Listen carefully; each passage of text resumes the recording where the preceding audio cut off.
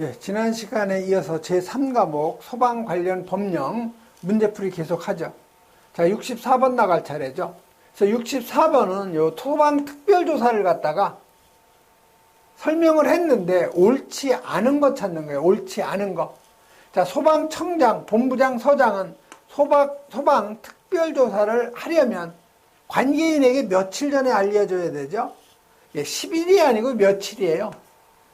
일주일. 즉 7일 전에 관계인에게 조사 대상하고 그다음에 조사 기간하고 조사 사유를 구두 또는 서면으로 알려야 한다 이렇게 돼 있죠. 그래서 이게 바로 1번이 옳지 않은 답이죠. 그런데 소방특별조사 애지간해서는 통보 안 해줘요. 그냥 그 구두로는 해주죠. 가끔 구두로. 그러나 서면으로 알려주는 경우는 거의 없어요. 자, 두 번째, 소방청장, 본부장, 서장은 소방특별조사를 마친 때에는 관계인에게 서면으로 통보하게 되어 있죠. 세 번째, 특별조사 대상 선정위원회는 위원장 1명 포함해서 7명 이내의 위원으로 구성하고 위원장은 소방청장이나 본부장이 된다는 거. 그다음에 조치 명령의 이행 사실을 갖다가 미이행 사실을 공개하려면 관계인에게 그 사실을 미리 알려야 된다 이런 내용이죠. 그래서 요 소방 특별조사의 방법 절차 등에서요. 다음에 7일 전에 관계인에게 이제 미리 알려줘야 되는데 다음의 경우에는 해당이 안 된다는 거죠. 다시 말해서 재해가 발생할 우려가 뚜렷하여 긴급하게 조사할 필요가 있는 경우 하고요. 미리 알려주면은 조사 목적을 달성할 수 없는 경우. 그래서 대부분 안 해줘요. 관계인의 승낙 없이 해가 뜨기 전 또는 해가 진 뒤에 할 수 없는 경우, 즉 야간에는 할 수 없는 경우. 할 수 없다 이렇게 되어 있는데 할 수 있는 경우가 바로 긴급한 경우하고 사전에 통지하면 조사 목적 달성할 수 없는 경우에서 이건 예외사항이라는 거죠. 근데 원칙적으로는 야간에 할 수 없어요. 다음에 65번 나가죠.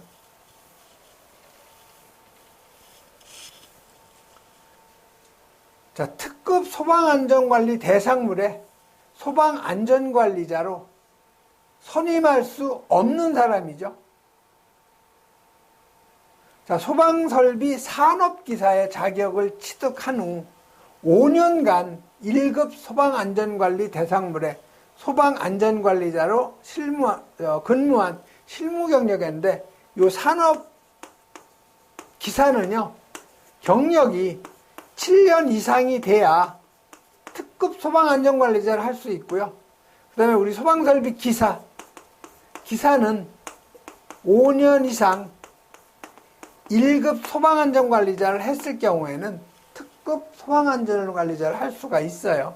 그래서 여기서 틀렸죠. 이게 5년이 아니고 7년을 해야 산업기사는 7년, 기사는 5년 이상 1급 소방안전관리자를 해야 특급을 할 수가 있어요. 그래서 이게 바로 선임할 수 없는 사람이 1번이 답이죠. 자, 소방공무원은 25년이라는데 소방공무원은 20년 이상이면 특급 소방안전관리자 할 수 있어요. 관리사는 당연히 그냥 할 수 있고 기술사도 마찬가지죠. 그래서 1번이 여기서는 답이 되죠.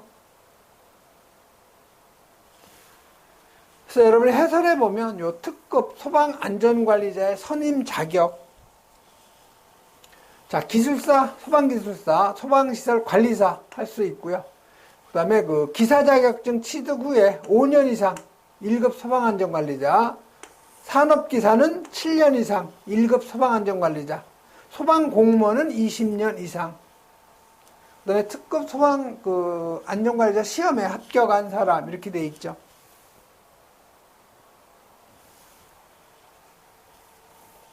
다음 66번으로 가죠.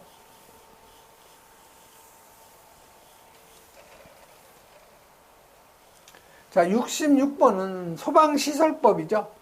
소방특별조사에 연기를 갖다가 신청할 수 있는 사유가 아닌 거. 자, 1번에 사전에 통지하면 조사 목적 달성할 수 없다고 인정될 경우에는 당연히 이거는 연기 신청할 수가 없는 거죠. 이거 1번이 답이죠. 자, 2번에 관리하기가 매우 어려운 경우, 즉 재난 발생해서 관리하기가 어려울 경우에는 연기 신청할 수 있고요. 장기 출장 연기할 수 있고요. 그 다음에 어떤 장부나 서류가 압수돼 가지고 영치되어 있을 경우, 즉 세무서 같은 데서 다 수사를 위해서 가져갔을 경우에는 당연히 연기가 되는 거죠. 그래서 66번은 바로 1번이 답이 되고요. 다음 67번 넘어가죠.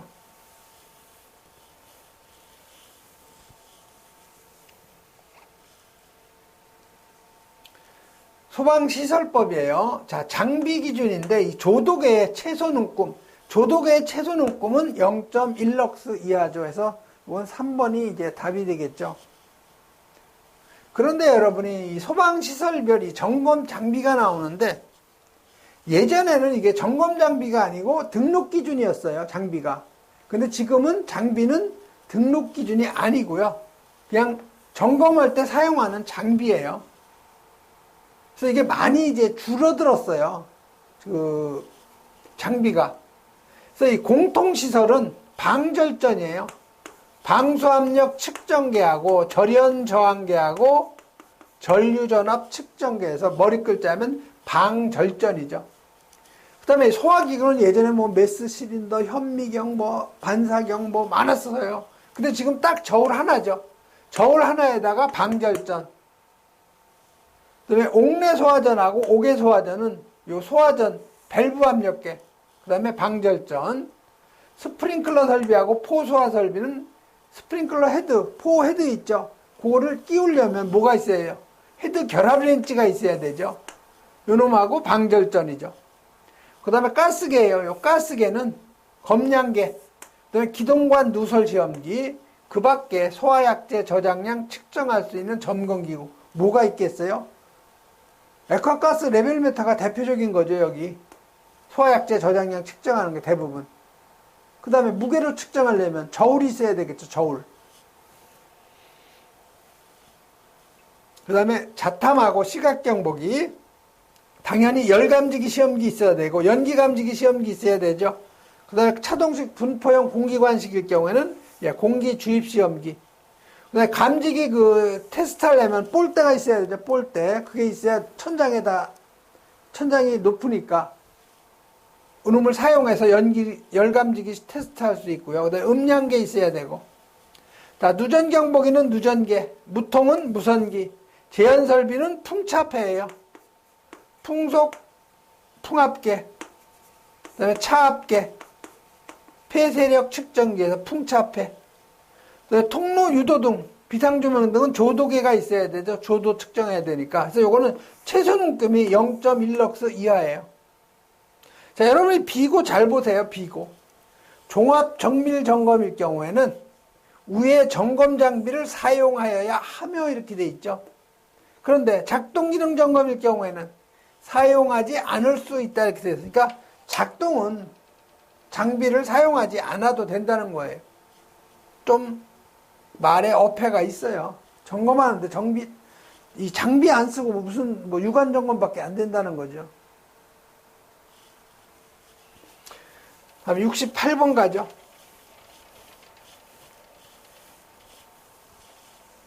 자, 소방청장이 한국소방안전협회에다가 교육을 의탁했죠. 우리 소방안전관리자 교육, 기술자 교육은 대부분 다 소방안전협회에서 해요. 근데 의탁한 교육에 해당되지 않는 거. 안전관리자 선임교육, 소방안전협회에서 하죠. 탱크 시험자, 이건 어디서 해요? 이건 소방산업기술원이죠.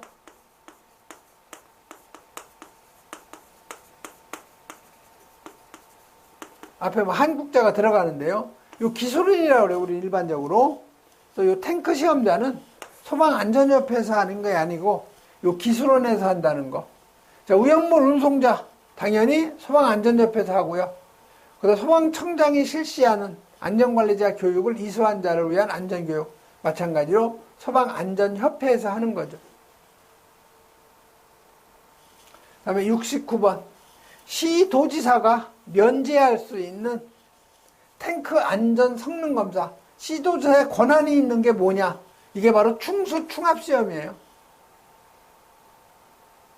충수, 즉 어떤 탱크를 완공을 했으면 그 안에다 물을 가득 채우고 새거나 변형이 있나 한번 확인해야 되고, 그 다음에 70kPa의 압력으로 10분간 가압을 했을 때 새거나 변형이 없어야 되는 거죠. 그거는 시도지사가 면제할 수가 있어요.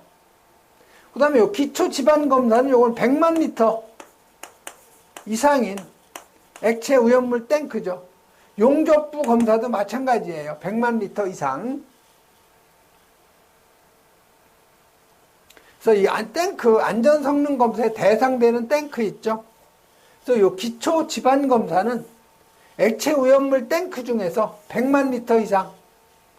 충수 수압 검사는요, 다음 항목일 경우에는 제외가 될 수가 있어요. 지정수량 미만. 그다음에 검사에 합격한 탱크, 안전 인증을 받은 탱크는 예외라는 거죠. 그다음에 용접부 검사, 1의 규정, 기초 지반 검사하는 탱크는 용접부 검사니까 100만 리터 이상이죠.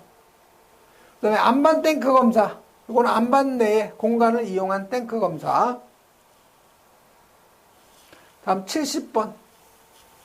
정기점검 대상인 제조소 등에 해당되지 않는 것. 자, 이 정기점검 대상은요, 예방규정을 정해야 하는 제조소 있죠. 그래서 예방규정 정해야 하는 제조소. 이거 제가 반복적으로 말씀을 많이 드리는 내용이에요. 시험에 이게 많이 나와요. 오염물 쪽에서는. 예방규정을 정해야 하는 제조소라는 것은 지정수량의 10배 이상의 오염물을 갖다가 제조하는 제조소, 그 다음에 일반 취급소죠. 그 다음에 지정수량의 100배 이상, 요게 5개 탱크 저장소, 그 다음에 지정수량 150배, 요게 옥내 탱크 저장소, 그 다음에 지정수량의 200배죠. 요게 5개 탱크 저장소.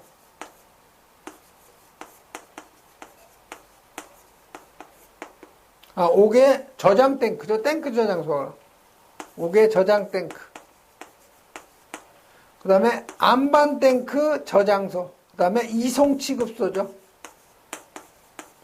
이게 바로 예방규정을 정해야 하는 제조소 등이에요. 그게 바로 요거죠. 요거 1번에서 6번까지.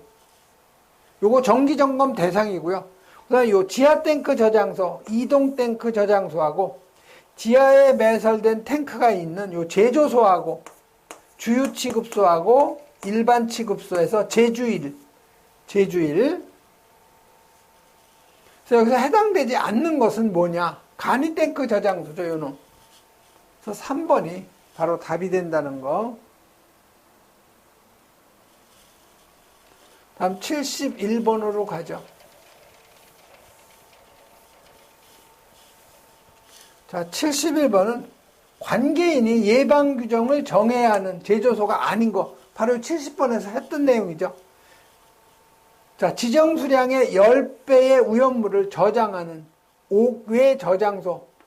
만든 얘기죠, 5개 저장소. 아까 10배, 100배, 150배, 200배 나왔었죠. 그래서 10배는 제조소하고 일반 취급소, 100배는 5개 저장소, 외 저장소, 150은 옥내 저장소, 200배는 5개 탱크 저장소죠. 그래서 1번에 5개 저장소니까 100배 이상 맞아요. 2번에 제조소 10배 이상 맞죠. 3번 5개 탱크 저장소, 이거 200배죠. 요게 틀렸네. 100배가 아니고 200배죠. 그래서 3번이 바로 답이고. 그다음에 옥내 저장소 150배 맞죠?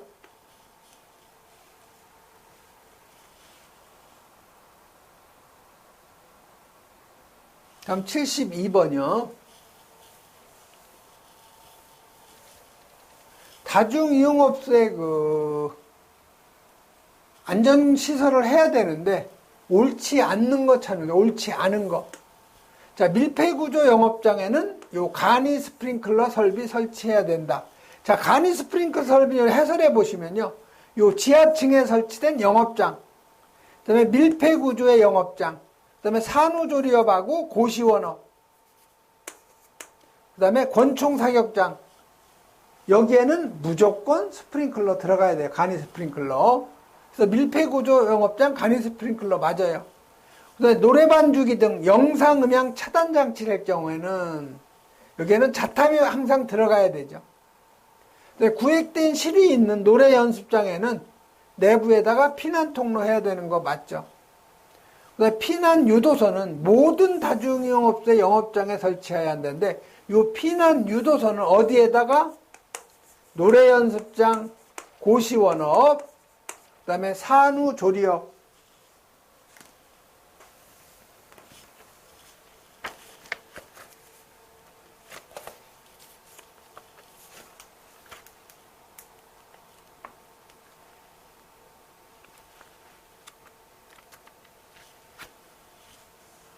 자, 그러면 여러분 해설적으로 한번 먼저 가보죠. 피난 유도선.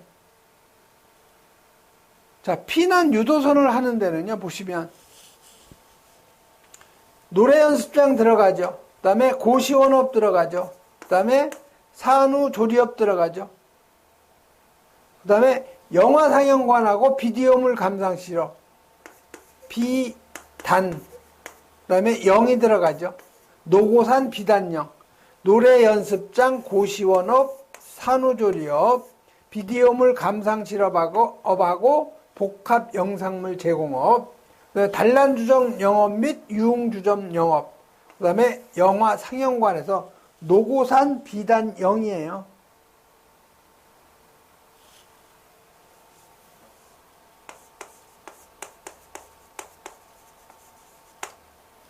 그래서 피난 유도소는 모든 다중이용업소가 아니고 노고산 비단 영에만 설치하죠. 그래서 4번이 바로 옳지 않은 답이죠. 그래서 여러분이 요 해설해 보시면 간이 스프링클러 설치 대상이 꼭 암기하셔야 돼요. 지밀 산권이 되겠네요. 지밀 산고권, 지하층에 설치된 영업장, 그 다음에 밀폐구조 영업장, 그 다음에 산후조리업, 그 다음에 고시원업, 그 다음에 권총사격장, 지밀산 고권, 이렇게 여러분이 암기하면 좋겠고요.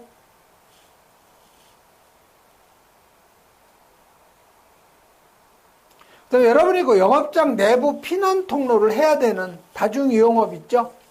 보시면 노고산, 그다음에 비단, 노고산에 있는 비단뱀, 이렇게 여러분이 말을 만들어요.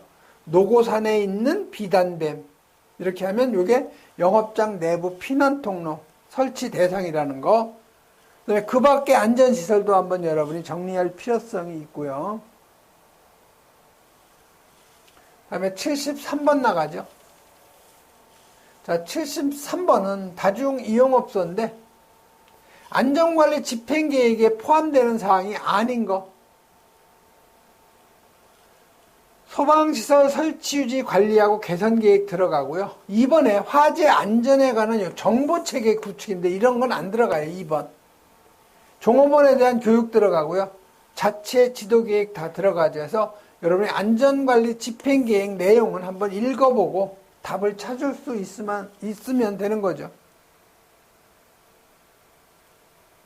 자, 74번. 이거 엉뚱한 또 문제가 나왔어요. 왜 이렇게 엉뚱한 문제가 나오느냐. 여러분 합격하는 걸 좋아하지 않아요. 이 사람들은, 출제자는 떨어뜨리려고 내는 거예요. 즉 합격자를 최대로 줄이려고 하는 거예요. 최대로.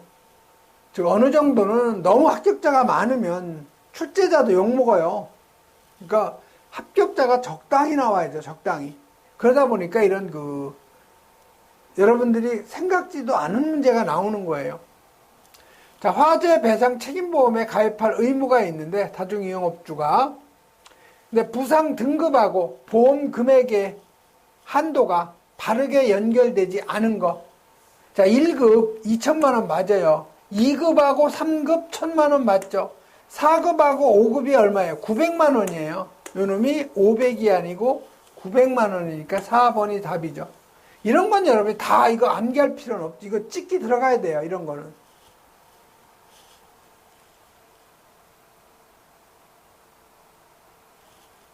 그다음에 75번 나가죠. 자, 75번은 가로놓기인데요. 자, 안전관리 기본계획. 이거 누가 해요? 소방청장이 하는 거예요. 소방청장.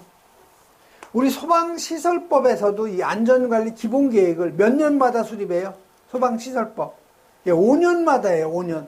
다중이용업소법도 마찬가지예요. 5년마다 소방청장이 하는 거죠. 그래서 가로 안에 들어갈 거는 바로 요 3번에 5년마다 안전관리 기본계획을 갖다가 수립 시행해야 된다 이렇게 되어 있죠. 그래서 여러분이 소방시설법도 마찬가지예요. 5년이라는 거 꼭 여러분이 기억하셔야 되죠. 이번 시간에는 여기까지 하겠습니다.